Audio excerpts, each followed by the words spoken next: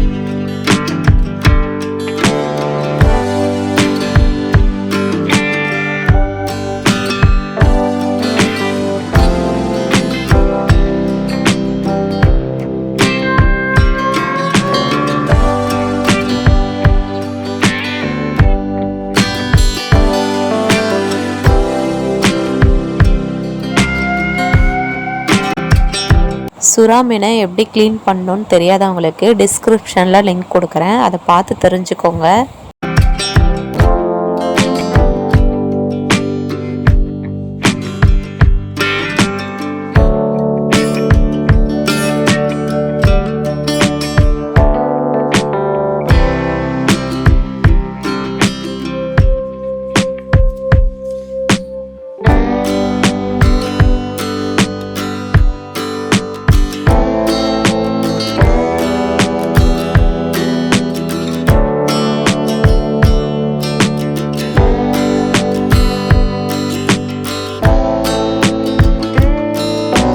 சுறா மீன் வறுவல் கூட இந்த 3 பொருளை சேர்த்தா கிறிஸ்பியாகவும் டேஸ்ட்டாகவும் இருக்குங்க.